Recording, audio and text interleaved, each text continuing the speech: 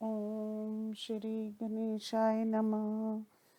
श्रीमात्से महापुराणे सुरशापो नामो सप्तचत्वारिंशोऽध्याय। हिंदी अनुवाद। सूची कहते हैं, ऋषियों, पूर्व काल में जो प्रजाओं के स्वामी थे वे ही देवाधिदेव महादेव श्री कृष्ण लीला विहार करने के लिए मृत्यु लोक में मानव योनि में अवतीर्ण हुए। वे वासुदेव जी की तपस्या से देवकी की गर्भ से उत्पन्न हुए। उनके नेत्र कमल सदृश अति रमणीय थे। उनकी 4 भुजाएं थी। उनका दिव्य रूप दिव्य क्रांति से प्रज्वलित हो रहा था और उनका वक्ष स्थल श्रीवत्स के चेहत्र से विभूषित था। वासुदेव जी ने इन दिव्य लक्षणों से संपन्न श्री कृष्ण को देखकर उनसे कहा, प्रभो, आप इस रूप को समेट लीजिए। देव, मैं कंस से डरा हुआ हूँ, इसलिए आपसे ऐसा कह रहा हूँ क्योंकि उसने मेरे उन अत्यंत पराक्रमी 6 पुत्रों को मार डाला है जो आपसे ज्येष्ठ थे। वासुदेव जी की बात सुनकर अच्युत भगवान ने शूर नंदन वासुदेव जी को अपने को नंद के घर पहुंचा देने की आज्ञा देकर उस रूप का स्मरण कर लिया। तब वासुदेव जी ने उन्हें नंद गोप के घर ले गए और उन्हें नंद गोप के हाथ में समर्पित करके यूं बोले, सखे, इस बालक की रक्षा करो, इससे यदुवंशियों का सब प्रकार से कल्याण होगा। देव की गर्भ से उत्पन्न हुआ ये बालक कंस का वध करेगा। ऋषियों ने पूछा, सूची, ये वसुदेव कौन थे जिन्होंने भगवान विष्णु को पुत्र रूप में उत्पन्न किया और जिन्हें भगवान तात पिता कहकर पुकारते थे, तथा यशस्विनी देवकी कौन थी जिन्होंने भगवान को अपने गर्भ से जन्म दिया? साथ ही ये नंद गोप कौन थे तथा महाव्रत परायण यशोदा कौन थी जिन्होंने बालक रूप में भगवान का पालन पोषण किया? सूत जी कहते हैं, ऋषियों, पुरुष वसुदेव जी कश्यप हैं और उनकी प्रिय पत्नी देवकी अदिति प्रकृति कही गई है। कश्यप ब्रह्मा के अंश हैं और अदिति पृथ्वी का। देवकी देवी ने अजन्मा एवं महात्मा परमेश्वर से जो कामनाएं की थी उन सभी कामनाओं को बाहु श्री कृष्ण ने पूर्ण कर दिया। वे ही योगात्मा भगवान योग माया के आश्रय से समस्त प्राणियों को मोहित करते हुए मानव शरीर धारण करके भूतल पर अवतीर्ण हुए। उस समय धर्म का ह्रास हो चुका था। अधर्म की स्थापना और असुरों का विनाश करने के लिए उन स्मार्तशाली विष्णु ने वृष्णि कुल में जन्म धारण किया। रुक्मणी सत्यभामा नग्रजिति की कन्या सत्या, सुभामा शैब्य गंधार राजकुमारी, लक्ष्मणा मित्र विंदा के देवी, कालंदी जाम्बवती, सुशीला मद्राज कुमारी, कौसल्या तथा विजया आदि 16,000 देवियां श्री कृष्ण की पत्नियां थीं। रुक्मणी ने 11 पुत्रों को जन्म दिया जो सभी युद्ध कर्म में निष्णात थे। उनके नाम है महाबली, प्रद्युम्न, रणशूर, चारुदेशन, सुजारु, भद्र, चारु, सुदरेशन, भद्र, परशु, चारु, गुप्त, चारु, भद्र, सुचारुक और सबसे छोटा चारुहास। रुक्मणी से एक चारुमती नाम की कन्या भी उत्पन्न हुई थी। सत्यभामा के गर्भ से भानु, ब्रह्मर्त, रेक्षण, रोहित, दीप्तिमान, ताम्र, चक्र और जलन नामक पुत्र उत्पन्न हुए थे। इनकी 4 छोटी बहनें भी पैदा हुई थी। जाम्बवती के संग्राम शोभी सांभ नामक पुत्र पैदा हुआ। श्रेष्ठ सुंदरी मित्र विंदा ने मित्रवान और मित्रविंदा को तथा नाग्रजिति, सत्यानी, मित्र बाहु और सुनीत के पुत्र रूप में जन्म दिया। इसी प्रकार अन्य पत्नियों से भी हजारों पुत्रों की उत्पत्ति समझ लीजिए। द्विजवरों, इस प्रकार उन्होंने उन बुद्धिमान वसुदेव नंदन श्री कृष्ण के पुत्रों की संख्या 1,01,80,000 बतलाई गई है। उपासंग के 2 पुत्र व्रज और संक्षिप्त थे। भूरिद्रन सेन और भूरी, ये दोनों गवेशन के पुत्र थे। प्रद्युम्न के विदर्भ राजकुमारी के गर्भ से अनिरुद्ध नामक पुत्र उत्पन्न हुआ जो परम बुद्धिमान एवं युद्ध में उत्साहपूर्वक लड़ने वाला वीर तथा अनिरुद्ध के पुत्र का नाम मृग केतन था। पार्क्ष नंदिनी कश्या ने साम के संयोग से ऐसे 5 पुत्रों को जन्म दिया जो तरस्वी एवं फुर्तीले, सत्यवादी, देवों के समान सौंदर्यशाली और शूरवीर थे। इस प्रकार प्रबल शूरवीर एवं महात्मा यादवों की संख्या 3 करोड़ थी। उनमें 60 लाख तो महाबली और महान पराक्रमी थे। ये सभी महान ओजस्वी यादव देवताओं के अंश से ही भूतल पर उत्पन्न हुए थे। देवासुर संग्राम में जो महाबली असुर मारे गए थे वो ही भूतल पर मानव योनियों में उत्पन्न होकर सभी मानवों को कष्ट दे रहे थे। उन्हीं का संहार करने के लिए भगवान यदुकुल में अवतीर्ण हुए। इन महाभाग यादवों को के 101 कुल हैं। ये सब के सब कुल विष्णु से संबंधित कुल के अंदर ही वर्तमान थे। भगवान विष्णु श्री कृष्ण उनके नेता और स्वामी थे तथा वे सभी यादव श्री कृष्ण के आज्ञा अधीन रहते थे, ऐसा कहा जाता है। ऋषियों ने पूछा, सूत जी, सप्त ऋषि कुबेर, यक्ष, मणिचर, मणिभद्र, शालिंग, नारद, सिद्ध, धन्वंतरी तथा देव समाज, इन सबके साथ आदि देव भगवान विष्णु संगबद्ध होकर किस लिए अवतीर्ण होते हैं? इन महापुरुष के कितने अवतार हो चुके और भविष्य में कितने अन्य अवतार होने वाले हैं? ब्राह्मणों और क्षत्रियों तथा थक जाने पर ये किस कारण भूतल पर उत्पन्न होते हैं? वृष्णि और अंधक वंश में सर्वश्रेष्ठ विष्णु श्री कृष्ण जिस प्रयोजन से भूतल पर बारंबार मानव योनि में प्रकट होते हैं, वे सभी कारण हम सब प्रश्नकर्ताओं को बतलाइए। सूची कहते हैं, ऋषियों, युग युग में जब लोग धर्म से विमुख हो जाते हैं तथा शुभ कर्मों में विशेष रूप से शिथिलता आ जाती है, तब भगवान विष्णु अपने दिव्य शरीर का त्याग कर भूतल पर मानव योनि में प्रकट होते हैं। पूर्व काल में दैत्यराज हिरण्य कश्यप के त्रिलोकी का शासन करते समय देवासुर संग्राम के अवसर पर भगवान श्री हरि अवतीर्ण हुए थे। इस प्रकार क्रमश जब बलि तन तीनों लोकों पर अधिष्ठित था, उस समय देवताओं की असुरों के साथ प्रगाढ़ मैत्री हो गई थी। ऐसा समय एक युग तक चलता रहा। उस समय सारा जगत असुरों से व्याप्त होकर अत्यंत व्याकुल हो उठा था। देवता और असुर दोनों समान रूप से उसकी आज्ञा के अधीन थे। अंत में बलि बंधन के समय बलि का विमर्दन करने के लिए देवताओं और असुरों के बीच अत्यंत भयंकर एवं महान विनाशकारी घोर संग्राम प्रारंभ हो गया। तब भगवान विष्णु धर्म की व्यवस्था करने के लिए तथा देवताओं और असुरों के प्रति दिए गए भृगु के आपके कारण पृथ्वी पर मानव योनियों में उत्पन्न हुए। ऋषियों ने पूछा, सूत जी, उस समय भगवान विष्णु देवताओं और असुरों के लिए आप अपने आप इस अवतार रूप कार्य में कैसे प्रवृत्त हुए थे तथा वह देवासुर संग्राम जिस प्रकार हुआ था वह सब हम लोगों को बतलाइए। सूत जी कहते हैं, ऋषियों, पूर्व काल में वराह आदि 12 अत्यंत भयंकर देवासुर संग्राम भाग प्राप्ति के निमित्त हुए थे। ये सभी शुद्ध युद्ध षंडामर्क के पौरोहित काल में घटित हुए बतलाए जाते हैं। मैं संक्षेप में नाम निर्देश अनुसार उनका वर्णन कर रहा हूँ, सुनिए। प्रथम युद्ध नरसिंह में, दूसरा वामन, तीसरा वराहावतार में और चौथा अमृत मंथन के अवसर पर हुआ था। पांचवा तारा का मय संग्राम घटित हुआ था। इस प्रकार छठा युद्ध आदिवक, सातवां त्रिपुर संबंधी, आठवां अंधक, नवां वृघातक, दसवां धात्र या वात्र, 11वां हलाहल और 12वां भयंकर संग्राम कोलाहल के नाम से विख्यात है।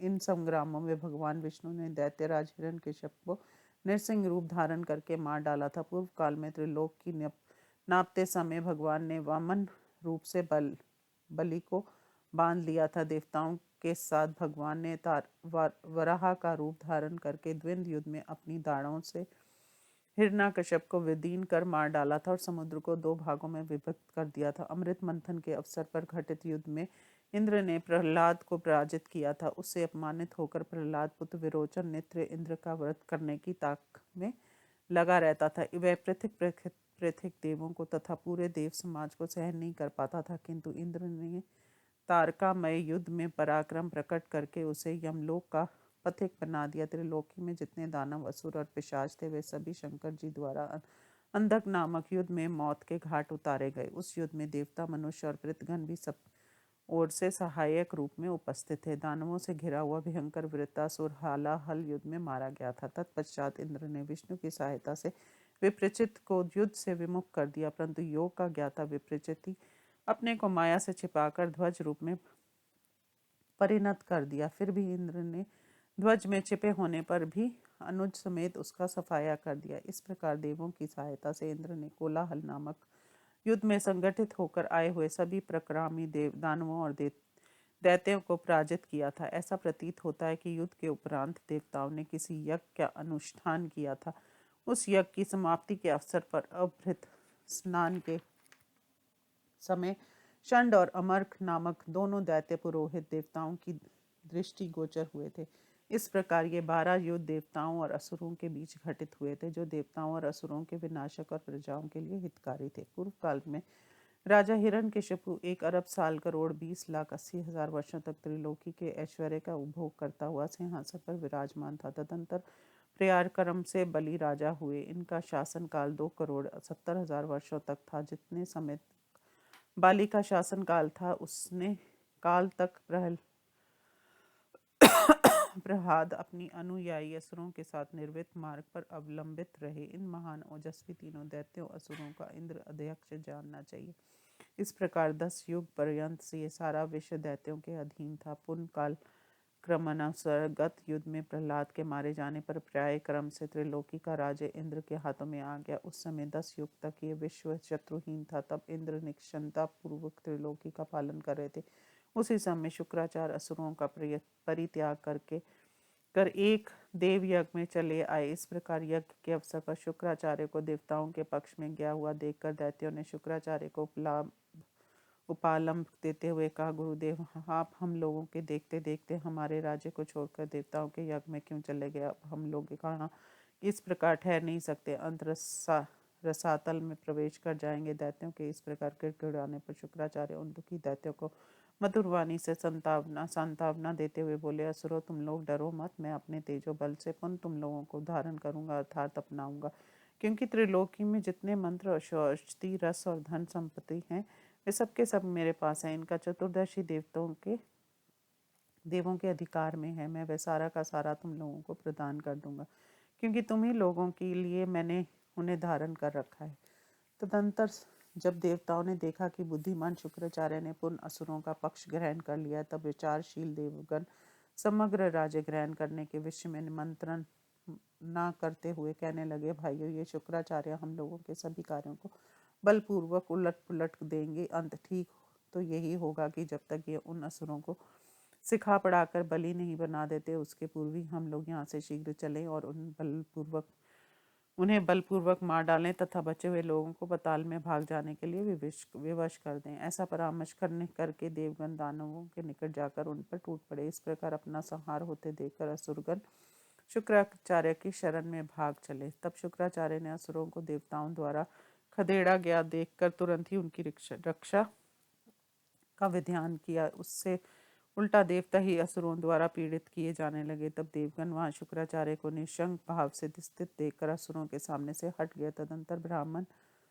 शुक्राचार्य पूर्व में घटित हुए वृत्तांत का स्मरण करते हुए बहुत सोच विचार कर असुरों से हितकारक वचन बोले, असुरों, वामन द्वारा अपने 3 पगों से बलि द्वारा शासित संपूर्ण त्रिलोकी का राज्य छीन लिया गया, बलि बांध लिया गया, जंभासुर का वध हुआ और विरोचना का भी निधन हुआ। इस प्रकार 12 युद्धों में तुम लोगों ने जो प्रधान महाबली असुर थे, वे सभी देवताओं द्वारा तरह तरह के उपयोगों का आश्रय लेकर मार डाले गए। अब थोड़ा बहुत तुम लोग शेष रह गए हो। अंत मेरा विचार है कि अब तुम लोग युद्ध बंद कर दो और काल के विपर्य को देखते हुए चुपचाप शांत हो जाओ। पीछे मैं तुम लोगों को नीति बतलाऊंगा। मैं आज ही विजय प्रदान करने वाली मंत्र की प्राप्ति के लिए महादेव जी के पास जा रहा हूँ। जब मैं देव मैं ईश्वर से उन अमोघ मंत्रों को प्राप्त कर लौटूं, तब पुनः मेरे सहयोग से तुम लोग देवताओं के साथ युद्ध करना। उस समय तुम्हें विजय प्राप्त होगी। इस प्रकार परस्पर युद्धि विशेष परामर्श करके उन असुरों देवताओं के पास जाकर कहा, देवगण, इस समय हम सभी लोगों ने अपने शस्त्रास्त्रों को रख दिया है, कवचों को उतार दिया और रथों को छोड़ दिया। अब हम लोग वल्कल वस्त्र धारण करके वन में छिपकर तपस्या करेंगे। सत्यवादी प्रहलाद के उस सत्य वचन को सुनकर तथा दैत्यों के शस्त्रास्त्र रख देने पर देवता लोग प्रसन्न हो गए। उनकी चिंता नष्ट हो गई और वे युद्ध से विस्त हो गए। युद्ध बंद हो जाने पर शुक्राचार्य ने असुरों से कहा, दानवों, तुम लोग अपने अभिमान आदि कुप्रवृत्तियों का त्याग कर तपस्या में लग जाओ और कुछ काल तक उपासना करो, क्योंकि काल ही अभीष्ट कार्य का साधक होता है। इस प्रकार तुम लोग मेरे पिताजी के आश्रम में निवास करते हुए मेरे लौटने की प्रतीक्षा करो। असुरों को ऐसी शिक्षा देकर शुक्राचार्य महादेव जी के पास जा पहुंचे और उनसे निवेदन करने लगे। शुक्राचार्य ने कहा, देव, मैं देवताओं के पराभव तथा असुरों के विजय के लिए आपसे उन मंत्रों को जानना चाहता हूँ जो बृहस्पति के पास नहीं है। ऐसा कहे जाने पर महादेव जी ने कहा, भार्गव तुम्हारा कल्याण हो, इसके लिए तुम्हें कठोर व्रत का पालन करना पड़ेगा। यदि तुम पूरे 1 सहस्त्र वर्षों तक नीचा सिर करके कनी के धुएं का पान करोगे, तब कहीं तुम्हें उन मंत्रों की प्राप्ति हो सकेगी। तब भृगुनंद शुक्र ने महादेव जी की आज्ञा शिरोधार्य कर उनके चरणों का स्पर्श किया और कहा, देव ठीक है, मैं वैसा ही करूंगा प्रभु, मैं आज से आपके आदेश अनुसार व्रत पालन में लगा रहूंगा। इस प्रकार महादेव जी से विदा होकर शुक्राचार्य धूम को उत्पन्न करने वाले कुंडधार यश के निकट गए और असुरों के हितार्थ मंत्र प्राप्ति के लिए ब्रह्मचार्य पूर्वक महेश्वर के आश्रम में निवास करने लगे। तदंतर जब देवताओं को यह ज्ञात हुआ कि असुरों द्वारा राज्य छोड़ने में ऐसी कूटनीति और ये छिद्र था, तब वे मर्ष से भर गए। फिर तो वे संगठित हो कवच धारण करके हथियारों से सुसज्जित हो बृहस्पति जी को आगे करके असुरों पर टूट पड़े। इस प्रकार पुण्य देवताओं को आयुध धारण करके आक्रमण करते देख असुरगण सहसा भयभीत होकर उठ खड़े हुए और देवताओं से बोले, देवगण, हम लोगों ने शस्त्रास्त्र रख दिया है, आप लोगों द्वारा हमें अभयदान मिल चुका है। मेरे गुरुदेव इस समय व्रत में स्थित हैं, ऐसी परिस्थिति में अभयदान देकर भी आप लोग हमारा वध करने की इच्छा से क्यों आए हैं? इस समय हम लोग बिना गुरु के हैं, शास्त्रों का परित्याग करके निहत्थे खड़े हैं, तपस्वियों की भांति चीर और काला मृग चर्म धारण किए हुए निष्क्रिय और परिग्रहित हैं। ऐसी दशा में हम किसी प्रकार भी युद्ध आप देवताओं के को जीतने में समर्थ नहीं है। अंत बिना युद्ध की यही काव्य की माता की शरण में जा रहे हैं। वहाँ हम लोग इस विषम संकट को समय तक तब तक व्यतीत करेंगे जब तक हमारे गुरुदेव लौट कर आ नहीं जाते। गुरुदेव शुक्राचार्य के वापस आ जाने पर हम लोग वच और शास्त्रास्त्र लेकर लेस होकर आप लोगों के साथ युद्ध करेंगे। इस प्रकार भयभीत हुए असुरगण परस्पर परामर्श करके शुक्राचार्य की माता के शरण में चले गए। तब उन्होंने असुरों को अभयदान देते हुए कहा, दानवों, मत डरो, भय छोड़ दो। मेरे निकट रहते हुए तुम लोगों को किसी प्रकार का भय नहीं प्राप्त हो सकता। तत्पश्चात शुक्र माता द्वारा असुरों को सुरक्षित देखकर देवताओं ने बलाबल का कौन बलवान है कौन दुर्बल है ऐसा विचार ना करके बलपूर्वक उन पर धावा बोल दिया। उस समय देवताओं द्वारा उन असुरों को पीड़ित किया जाता हुआ देखकर शुक्र माता ख्याति दे कुद्र होकर देवताओं से बोली, मैं अभी अभी तुम लोगों को इंद्र रहित कर देती हूँ। उस समय उन तपस्विनी एवं योगिनी देवी ने सभी सामग्रियों को एकत्रित करके अभिचार मंत्र का प्रयोग किया और बलपूर्वक इंद्र को स्तंभित कर दिया। अपने स्वामी इंद्र को स्तंभित हुआ देखकर देवगण मुख से हो गए और इंद्र को असुरों के वशीभूत हुआ देखकर वहां से भाग खड़े हुए। देवगण के भाग जाने पर भगवान विष्णु ने इंद्र से कहा, सुरेश, तुम्हारा कल्याण हो, तुम मेरे शरीर में प्रवेश कर जाओ, मैं तुम्हें यहाँ से अन्यंत्र पहुंचा दूंगा। ऐसा कहे जाने पर इंद्र भगवान विष्णु के शरीर में प्रविष्ट हो गए। इस प्रकार भगवान विष्णु द्वारा इंद्र को सुरक्षित देखकर ख्याति देवी कुपित होकर ऐसा वचन बोली, मघवन, यहाँ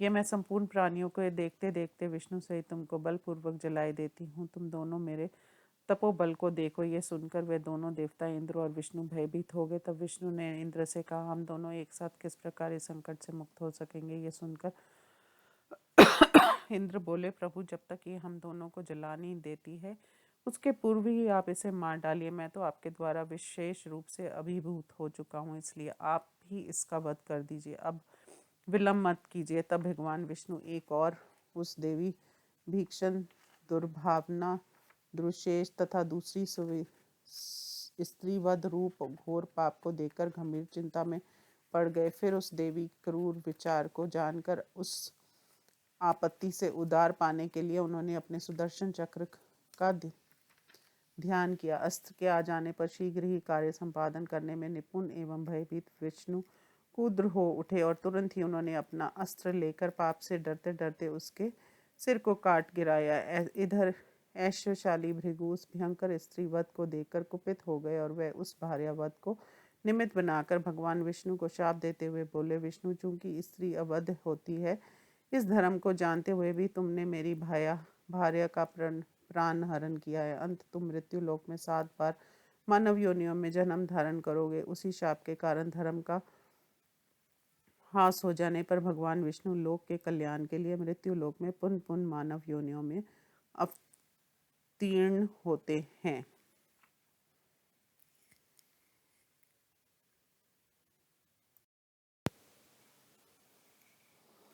भगवान विष्णु को ऐसा शाप देकर भृगु ने फिर तुरंत ही ख्याति के उस सिर को उठा लिया और उसे देवी के शरीर के निकट लाकर तथा उस शरीर से जोड़कर इस प्रकार कहा, देवी, ये तुम विष्णु द्वारा मार डाली गई हो, अब मैं तुम्हें पुनः जलाए देता हूँ। यूं कहकर उसके शरीर को सिर से जोड़कर का जी जी उठो। पुनः वे प्रतिज्ञा करते हुए बोले, यदि मैं संपूर्ण धर्मों को जानता हूँ तथा मेरे द्वारा संपूर्ण धर्मों का आचरण भी किया गया हो, अथवा यदि मैं सत्यवादी हूँ, तो उस सत्य के प्रभाव से तुम जीवित हो जाओ। तत्पश्चात देवी के शरीर का शीतल जल से प्रोक्षण करके उन्होंने पुनः कहा, जीवित हो जाओ। भृगु के यूं कहते ही देवी तुरंत जीवित होकर उठ बैठी। उस देवी को सोकर उठी हुई की भांति जीवित देखकर सभी प्राणी ठीक है ऐसा कहने लगे। उनका वह साधुवाद सभी दिशाओं में गूंज उठा। इस प्रकार महर्षि भृगु ने सभी देवताओं के देखते देखते देवी को पुनः जीवन प्रदान कर दिया। ये एक अद्भुत सी बात हुई।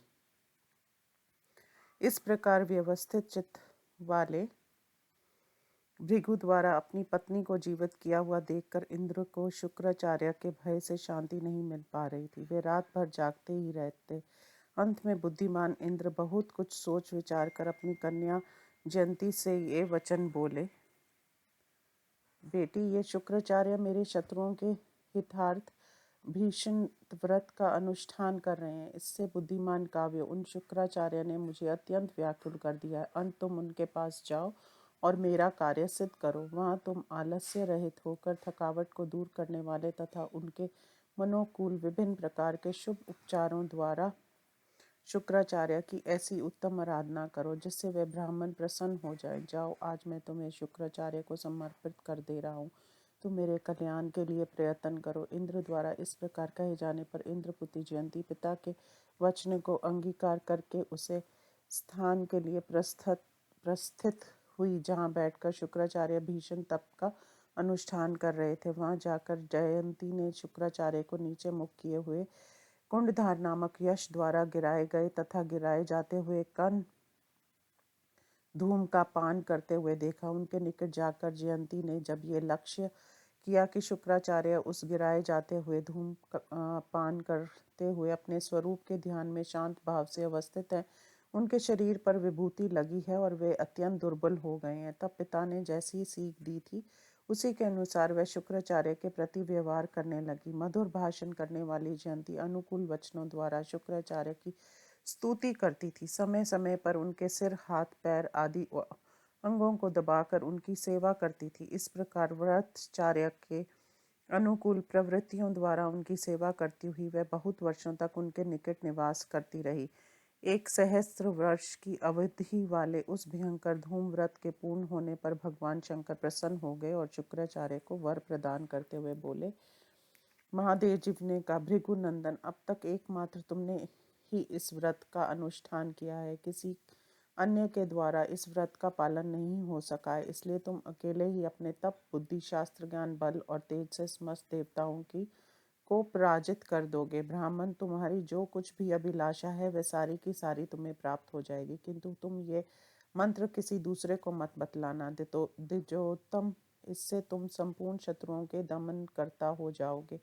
भृगुनंदन शुक्राचार्य को इतना वरदान देने के पश्चात शंकर जी ने पुनः उन्हें प्रजेशतव, प्रजापति, धनेशतव, धनाध्यक्ष और अवध्यक्तावक का वर प्रदान किया। इन वरदानों को पाकर शुक्राचार्य का शरीर हर्ष से पुलकित हो उठा। उसी हर्षवक के कारण उनके हृदय में भगवान शंकर के प्रति एक दिव्य स्तोत्र प्रादुर्भूत हो गया।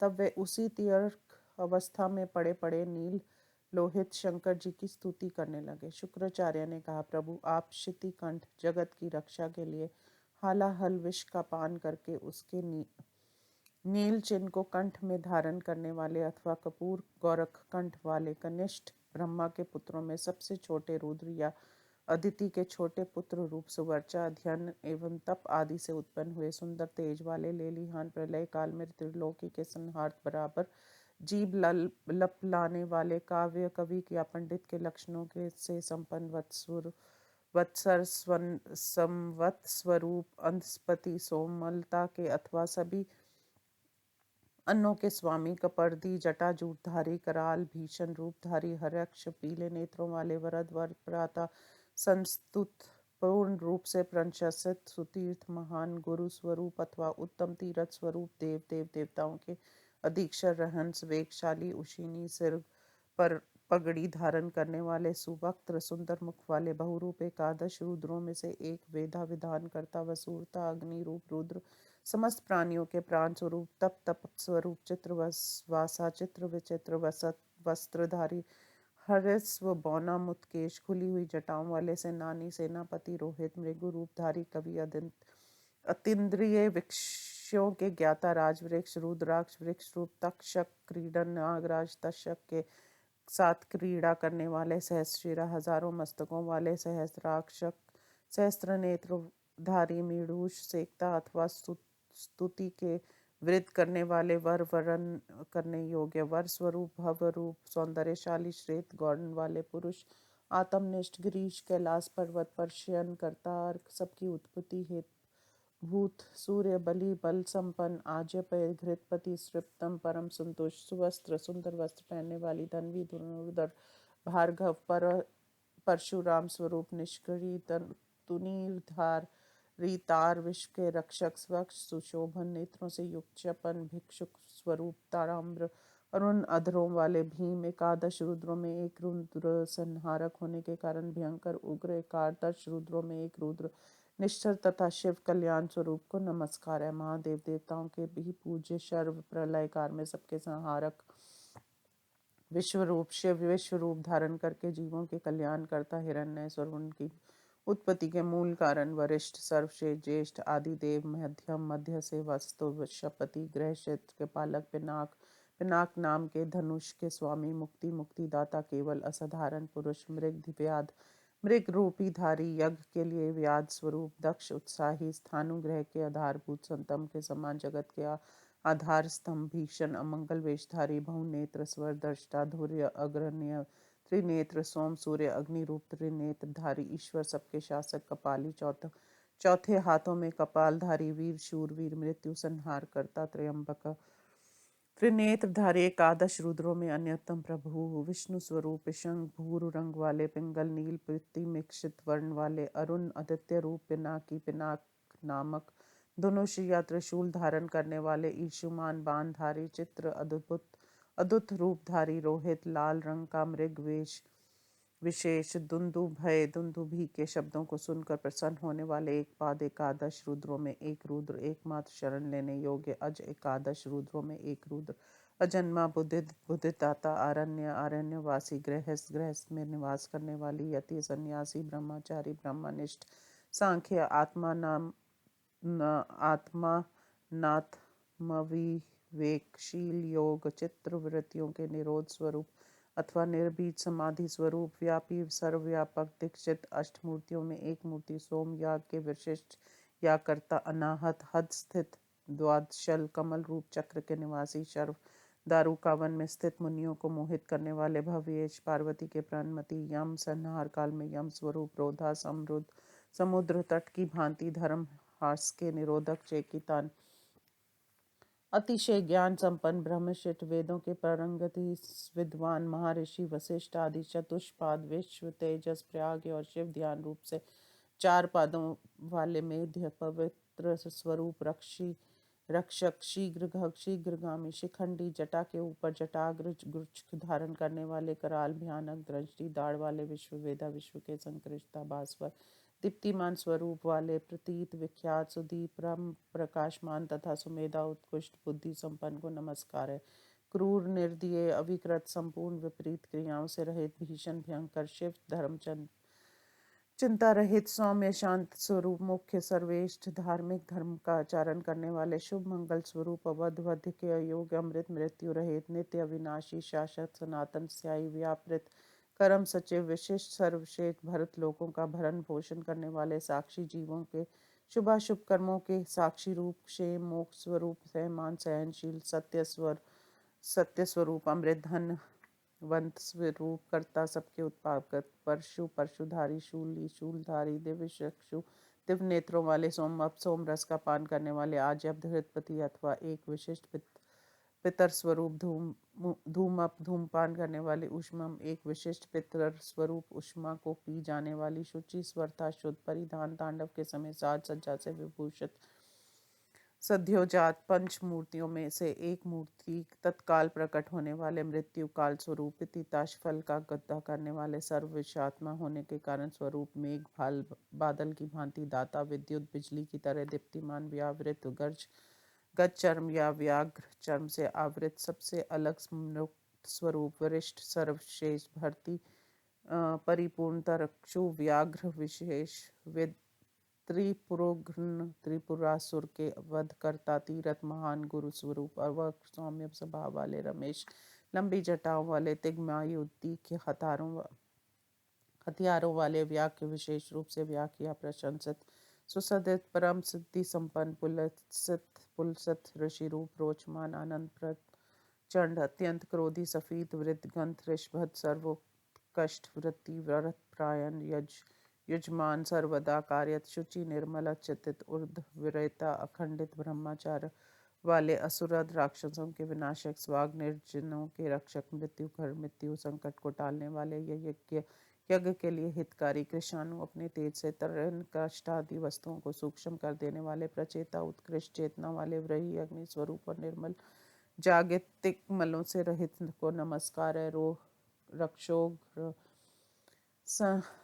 राक्षसों के संहार करता पशु भग जीवों के संहारक अविध विग्रह रहित अश्रेष्ठ तांडव काल में ऊंची श्वास लेने वाले विभ्रांत भ्रांतिहीन महांत विशाल मर्यादा वाले अत्यंत दुर्गम परम दुष्प्राय कृष्ण सच्चिदानंद स्वरूप जयंत बारंबार शत्रुओं पर विजय पाने वाले लोकानामीक्षर समस्त लोगों के स्वामी अनाश्रित स्वतंत्र वेद्य भक्तों द्वारा प्राप्त करने के लिए लक्ष्य स्वरूप सम्मतवादिष्ठित समता संपन्न हिरण बाहु सुनहरी कांति वाले सुंदर भुजाओं से सुशोभित व्याप्त सर्वव्यापी मह दीप्तिशाली सुकर्मा उत्तम कर्म वाले प्रसम विशेष रूप से सहन करने योग्य ईशान नियंता सुचक्षु सुशोभन नेत्रों से युक्त श्री प्रेषु शीघ्रता पूर्वक बाण चलाने वाले सदैक्ष उच्चे श्रवा आदि उत्तम अक्षरूप शिव निरूपाधि मोक्षद मोक्षदाता कपिल कपिल वर्णन पिशंग कनक सृदेश कांतिमान महादेव ब्रह्मादि देवताओं के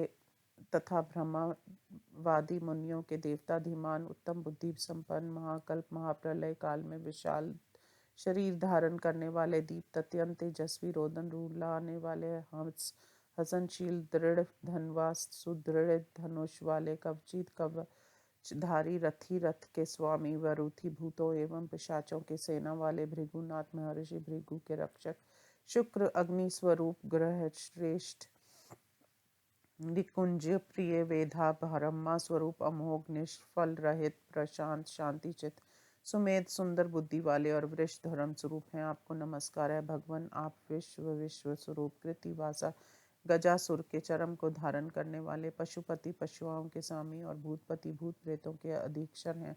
आपको बारंबार प्रणाम है। आप प्रणव ओमकार स्वरूप एवं ऋग्य यजु साम वेद ये रूपी हैं। स्वा स्वधा वशकार ये तीनों आपके स्वरूप हैं तथा मंत्र आत्मा मंत्रों के आत्मा आप ही हैं। आपको अभिवंदन है। आप वष्टा प्रजापति विश्वकर्मा धाता आपको धारण करने वाले कर्ता कर्म निश्चक्षु श्रोत्र मत दिव्य नेत्र एवं दिव्य स्रोत से युक्त भूत भव्य भवेश भूत भविष्य और वर्तमान के ज्ञाता और कर्म आत्मा कर्म स्वरूप हैं। आपको नमस्कार है। आप वसु हैं। आप 8 वसुओं में एक वसु साध्य गण देवों की एक कोटि रुद्र दुखों के विनाशक आदित्य आदित्य पुत्र सुर देव रूप विश्व देवता रूप मारुत वायु स्वरूप एवं देवात्मा देवताओं के आत्मा स्वरूप हैं। आपको प्रणाम है। आप अग्निशोम विधिज्ञ अग्निशोम नामक यज्ञ की विधि के ज्ञाता पशु मंत्रोषध यज्ञ में प्रयुक्त होने वाले पशु मंत्र और औषध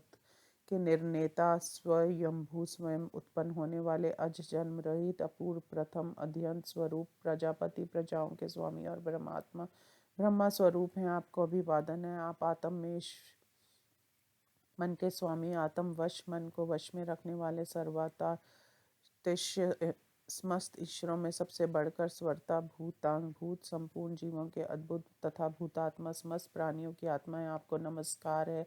आप निर्गुण सत्व रज स्तंभ से तमस तीनों गुणों से परे गुण यज्ञ तीनों गुणों के रहस्य के ज्ञाता व्याकृत रूपांतरित अमृत अमृत स्वरूप निरूपाख्य अदृश्य मित्र जीवों के हितैषी और योगात्मा योग स्वरूप हैं। आपको प्रणाम है। आप पृथ्वी मृत्यु लोक अंतरिक्ष लोक महमर लोक त्रिदेव सर्वलोक जन जन लोक तप तपो लोक सत्य सत्य लोक हैं। इस प्रकार लोकात्मा सातों लोक स्वरूप आपको अभिवंदन है। आप अव्यक्त निकार रूप महान पूज्य भूत आदि समस्त प्राणियों के अधिभूत इंद्रिय स्वरूप आत्म यज्ञ आत्मत्व के ज्ञाता विशेष सर्वाधिक और सर्वात्मा संपूर्ण जीवों के आत्म स्वरूप हैं।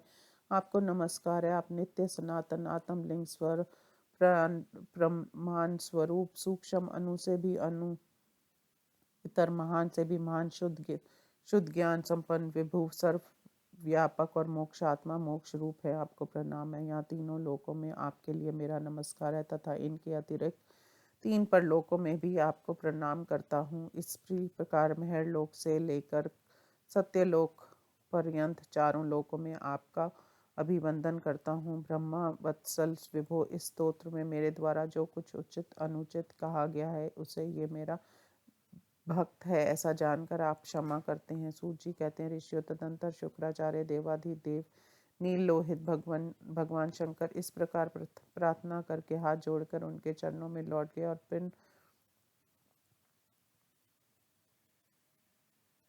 और पुनः विनम्र होकर उनके समक्ष चुपचाप खड़े हो गए। तब विष्णु जी ने हर्षपूर्वक अपने हाथ से शुक्राचार्य के शरीर को सहलाते हुए उन्हें यथेष्ट दर्शन दिया और वे वहीं अंतर्हित हो गए।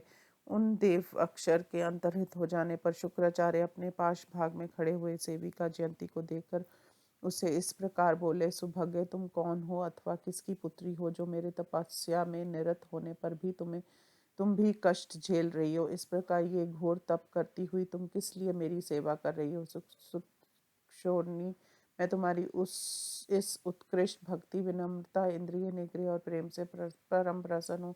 वर वर्णिनी तुम मुझसे क्या प्राप्त करना चाहती हो। वराही तुम्हारी क्या अभिलाषा है उसे तुम अवश्य बतलाओ। मैं आज उसे अवश्य पूर्ण करूंगा चाहे वे कितना ही दुष्कर क्यों ना हो। शुक्राचार्य के यूं कहने पर जयंती ने उनसे कहा, ब्राह्मण आप अपने तपोबल से मेरी मनोरथ को भली भांति जान सकते हैं क्योंकि आपको तो सब यथार्थ ज्ञान है। ऐसा कहे जाने पर शुक्राचार्य ने अपनी दिव्य दृष्टि द्वारा जयंती के मनोरथ को जानकर उससे कहा, सुंदर भावों वाली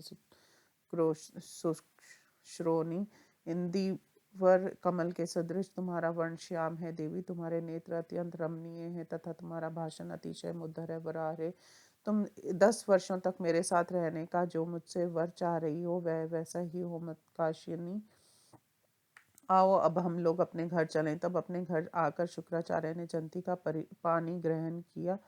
फिर तपोबल संपन्न शुक्राचार्य ने माया का आवरण कर डाला जिससे सभी प्राणियों से अदृश्य होकर वे 10 वर्षों तक जयंती के साथ निवास करते रहे। इसी बीच जब दिति के पुत्रों को ये ज्ञात हुआ कि शुक्राचार्य सफल मनोरथ होकर घर लौट आए हैं तब वे सभी हर्षपूर्वक उन्हें देखने की अभिलाषा से उनके घर की ओर चल पड़े। वहां पहुंचने पर जब उन्होंने माया से छिपे हुए गुरुदेव शुक्राचार्य नहीं दिख पड़े तब वे उनसे उस लक्षण को समझकर जैसे आए थे वैसे ही वापस चले गए। इधर बृहस्पति को जब ये ज्ञात हुआ कि शुक्राचार्य जयंती की हित कामना से उसे संतुष्ट करने के लिए 10 वर्षों तक वरदान के बंधन से बंध चुके हैं तब इससे दैत्यों का महान छिद्र जानकर इंद्र की प्रेरणा से उन्होंने शुक्राचार्य का रूप धारण कर असुरों को बुलाया। उन्हें यह आया देखकर शुक्र रूपधारी बृहस्पति उनसे कहा, मेरी यजमानो तुम्हारा स्वागत है। मैं तुम लोगों को कल्याण के लिए तपोवन से लौट आया हूँ। वहाँ मुझे जो विद्याएं प्राप्त हुई हैं उन्हें मैं तुम लोगों को पढ़ाऊंगा। ये सुनकर वे सभी प्रसन्न मन से विद्या प्राप्ति के लिए वहां एकत्रित हो गए। उधर जब वह 10 वर्षों तक का निश्चित समय पूर्ण हो गया तब शुक्राचार्य ने अपने यजमानों की खोज खबर लेने का विचार किया। इसी समय की समाप्ति पर जयंती के गर्भ से देवयानी उत्पन्न हुई थी ऐसा सुना जाता है। तब वे जयंती से बोले, पावन मुस्कान वाली देवी तुम्हारे नेत्र तो विभ्रांत से एवं बड़े हैं तथा तुम्हारी दृष्टि चंचल है। साध्वी अब मैं तुम्हारे यजमानों की देखभाल करने के लिए जा रहा हूँ। यूं कहे जाने पर जयंती ने शुक्राचार्य से कहा, महाव्रत अब आप अपने भक्तों का अवश्य भला कीजिए क्योंकि यही सत्पुरुषों का धर्म है। ब्राह्मण मैं आपको आपके धर्म लोप नहीं करना चाहती। तदंतर असुरों के निकट पहुंचकर शुक्राचार्य ने जब ये देखा कि बुद्धिमान देवाचार्य बृहस्पति ने मेरा रूप धारण कर असुरों को ठग लिया। तब वे असुरों से बोले, दानवों तुम लोग ध्यान पूर्वक सुन लो। अपनी तपस्या द्वारा भगवान शंकर को प्रसन्न करने वाला शुक्राचार्य मैं ही हूँ। मुझे ही तुम लोग अपना गुरुदेव शुक्राचार्य समझो। बृहस्पति द्वारा तुम सब लोग ठग लिए गए हो।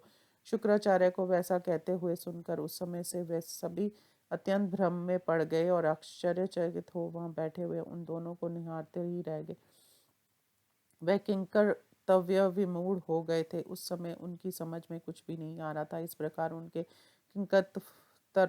किंकर्तव्य विमूढ़ हो जाने पर शुक्राचार्य ने उन असुरों से कहा, असुरों तुम लोगों का आचार्य शुक्राचार्य मैं हूँ और ये देवताओं के आचार्य बृहस्पति हैं। इसलिए तुम लोग इन बृहस्पति का त्याग कर दो और मेरा अनुगमन करो। शुक्राचार्य के यूं समझाने पर असुगण उन दोनों को की ओर ध्यानपूर्वक निहारने लगे, परंतु जब उन्होंने उन दोनों में कोई विशेषता नहीं प्रतीत हुई तब तपस्वी बृहस्पति धैर्यपूर्वक उन असुरों से बोले, दैत्य तुम लोगों का गुरु शुक्राचार्य मैं हूँ और मेरा रूप धारण करने वाले ये बृहस्पति हैं। असुरों ये मेरा रूप धारण कर तुम लोगों को मोह में डाल रहे हैं। बृहस्पति की बात सुनकर वे सभी एकत्र हो इस प्रकार बोले, ये स्मार्तशाली ब्राह्मण देवता हमारे अंतकरण में सुफूर्ति होते हुए 10 वर्षों से लगातार हम लोगों को शिक्षा दे रहे हैं। अंत ये ही हमारे गुरु हैं। ऐसा कहकर चिरकाल के अभ्यास से मोहित हुए उन सभी दानवों ने बृहस्पति को प्रणाम करके उनका अभिनंदन किया और उन्होंने उन्हीं के वचनों को अंगीकार कर किया। तत्पश्चात क्रोध से आंखें लाल करके उन सभी असुरों ने शुक्राचार्य से कहा, यही हम लोगों के हितैषी गुरुदेव हैं, आप हमारे गुरु नहीं हैं। अंत आप यहाँ से चले जाइए। ये चाहे शुक्राचार्य हो अथवा बृहस्पति क्यों ना हो, यही हमारे ऐश्वर्यशाली गुरुदेव हैं। हम लोग इन्हीं की आज्ञा में स्थित हैं। अंत आपके लिए यही अच्छा होगा कि आप यहाँ से शीघ्र चले जाइए, विलम्ब मत कीजिए। ऐसा कहकर सभी असुर बृहस्पति के निकट चले आए। इधर जब असुरों ने शुक्राचार्य द्वारा कहे गए महान हितकारक वचनों पर कुछ ध्यान नहीं दिया तब उनके उस गर्व से शुक्राचार्य कुपित हो उठे और शाप देते हुए बोले, दानवों चूंकि मेरे समझाने पर भी तुम लोगों ने मेरी बात नहीं मानी, इसलिए भावी संग्राम में तुम्हारी चेतना नष्ट हो जाएगी और तुम लोग पराभाव को प्राप्त होगे। इस प्रकार असुरों को शाप देकर शुक्राचार्य जैसे आए थे वैसे ही लौट गए। इधर जब बृहस्पति को ये ज्ञात हुआ कि शुक्राचार्य ने असुरों को शाप दे दिया तब वे प्रसन्नता से खिल उठे, क्योंकि उनका प्रयोजन सिद्ध हो चुका था।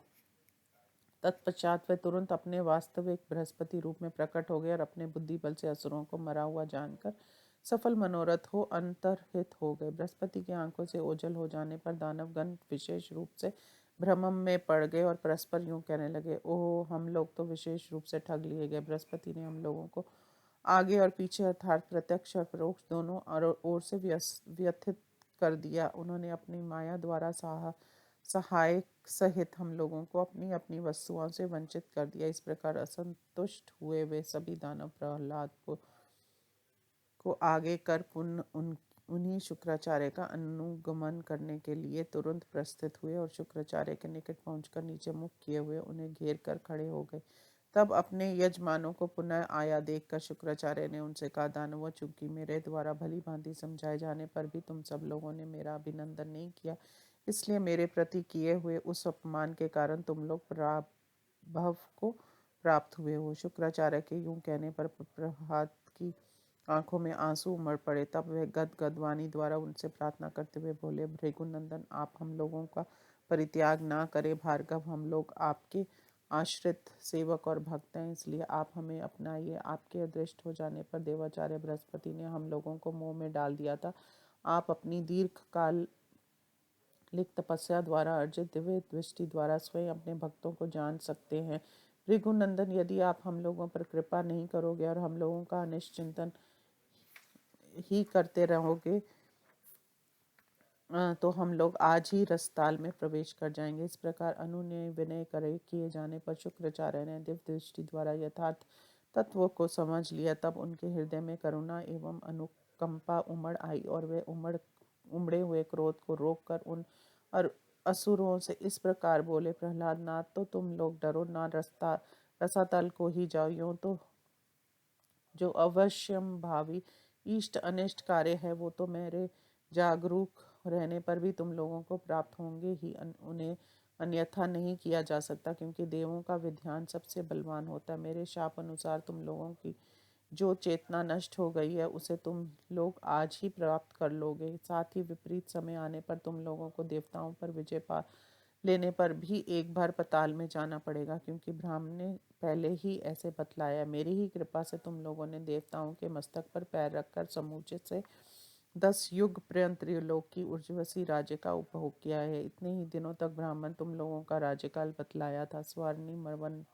मनवंतर में पुनः तुम लोगों का राज्य होगा। उसी समय तुम्हारा पुत्र बलि त्रिलोकी का आधिक्षर होगा। ऐसा स्वयं भगवान विष्णु ने वाणी द्वारा त्रिलोकी के अपहरण कर लेने पर तुम्हारे पुत्र से परस्पर वार्तालाप के प्रसंग में कहा था। वह सारी बातें अब उसे उसके लिए घटित होंगी। क्योंकि इस प्रवृत्तियां 10 वर्षों तक उत्तम बनी रहीं, इसीलिए इस व्यवहार से प्रसन्न होकर स्वयंभू ने तुम्हें ये राज्य प्रदान किया है। देवराज पर बलि अधिष्ठित होगा, ऐसा मुझे से भगवान शंकर ने भी कहा था। इसी कारण वह काल की प्रतीक्षा करता हुआ जीवों के नेत्रों के अगोचर होकर अवस्थित है। उस समय प्रसन्न हुए स्वयंभू ने तुम्हें एक दूसरा वरदान भी दिया था, इसलिए तुम असुरों सहित निरुत्सक रहकर काल की प्रतीक्षा करो। विभो, यद्यपि मैं भविष्य की सारी बातें जानता हूँ, तथापि मैं पहले ही तुमसे उन घटनाओं का वर्णन नहीं कर सकता, क्योंकि ब्रह्मा जी ने मुझे मना कर दिया है। ये दोनों शिष्य षंड और अमर्क, जो बृहस्पति के समान प्रभावशाली हैं, देवताओं के साथ ही उत्पन्न हुए, तुम इन सब लोगों की रक्षा करेंगे। सरलता पूर्वक कार्य को संपन्न करने वाले शुक्राचार्य के द्वारा इस प्रकार कहे जाने पर असुर रंगन उन महात्मा प्रहलाद के साथ प्रसन्नता पूर्वक अपने अपने व्यास ध्यान को चले गए। उस समय उनके मन में शुक्राचार्य द्वारा कथित ये विचार की अवश्य भावी कार्य तो होगा ही गूंज रहा था। कुछ दिन व्यतीत होने पर उन्होंने सोचा कि शुक्राचार्य के कथानुसार एक बार विजय तो होगी ही। अंत सभी असुरों ने विजय की आशा से अपना अपना कवच धारण कर लिया और सत्र से लेस हो देवताओं के निकट जाकर उन्होंने उन्हें ललकारा। देवताओं ने जब ये देखा कि असुरगण सेना सहित रणभूमि में आ डटे हैं, तब देवगण भी संगठित एवं युद्ध सामग्री से सुसज्जित हो असुरों के साथ युद्ध करने लगे। वे देवासुर संग्राम 100 वर्षों तक चलता रहा। उसमें असुरों ने देवताओं को पराजित किया। तब देवताओं ने परस्पर मंत्रणा करके ये निश्चय किया कि जब हम लोग यज्ञ निमित्त से उन दोनों षंड और अमर को अपने यहाँ बुलाएंगे, तब असुरों पर विजय पा सकेंगे। ऐसा परामर्श करके देवताओं ने उन षंड और अमर दोनों को आमंत्रित किया और अपने यज्ञ में बुलाकर उनसे कहा, देवज्वरों, आप लोग असुरों का पक्ष छोड़ दें। हम लोग आप दोनों के सहयोग से दानवों को पराजित कर आपकी सेवा करेंगे। इस प्रकार जब देवताओं के तथा षंड अमर्क दोनों दैत्याचारों के बीच संधि हो गई, तब रणभूमि में देवताओं को विजय प्राप्त हुई और दानवगण पराजित हो गए। क्योंकि षंड अमर्क द्वारा परित्याग कर दिए जाने पर दानववृंद बलहीन हो गए थे। इस प्रकार पूर्व काल में शुक्राचार्य द्वारा दिए गए शाप के कारण उस समय दैत्यगण मारे गए। अविष्ट दैत्यगण शुक्राचार्य के शाप से अभिभूत होने के कारण जब सब ओर से निर्धार हो गए, साथ ही देवताओं ने उन्हें खदेड़ना आरंभ किया, तब वे विवश होकर रसाताल में प्रविष्ट हो गए। इस प्रकार देवगण दानवों को बड़ी कठिनाई से उद्यमहीन अर्थात यदि युद्ध विमुख कर पाए। तभी से शुक्राचार्य के नैमित्तिक शाप के कारण धर्म का विशेष रूप से हास हो जाने पर धर्म की पुनर्स्थापना और असुरों का विनाश करने के लिए भगवान विष्णु बारंबार अवतीर्ण होते रहे। पूर्व काल में स्मार्तशाली ब्राह्मण प्रसंगवश ऐसा कहा था कि असुर प्रहलाद के आज्ञा से के वशीभूत नहीं रहेंगे, वे भी मनुष्यों के हाथों मारे जाएंगे। चाक्षुष मनवंतर में धर्म के अशन से साक्षात भगवान नारायण का अवतार हुआ था। अपने प्रादुर्भाव के पश्चात व्यवस्थित मनवंतर में उन्होंने एक यज्ञ अनुष्ठान प्रवृत्त किया था। उस यज्ञ के पुरोहित ब्रह्मा थे। चौथे तामस मनवंतर में देवताओं के विपत्ति ग्रस्त हो जाने पर हिरण्यकशिप का वध करने के लिए समुद्र तट पर नरसिंह का अवतार हुआ था। इस द्वितीय नरसिंह अवतार में रुद्र पुरोहित पद पर आसीन थे। सातवें वैवस्वत मनवंतर के तेत्रा युग में जब त्रिलोक की पूर्व बलि का अधिकार था, उस समय तीसरा वामन अवतार हुआ था। उस कार्यकाल में धर्म पुरोहित का पद संभाल रहे थे। द्विजवरों, भगवान विष्णु की ये 3 दिव्य उत्पत्तियां बतलाई गई हैं। अब अन्य 7 संभूतियों जो भृगु के शापवश मानव योनि में हुई हैं उन्हें सुनिए। प्रथम त्रेता युग में जब धर्म का चतुर्थांश नष्ट हो गया था, भगवान मार्कंडे को पुरोहित बनाकर दत्तात्रेय के रूप में अवतीर्ण हुए थे। 15वें त्रेता युग में चक्रवर्ती मानधता के रूप में 5वां अवतार हुआ था। उस समय पुरोहित का पद महर्षि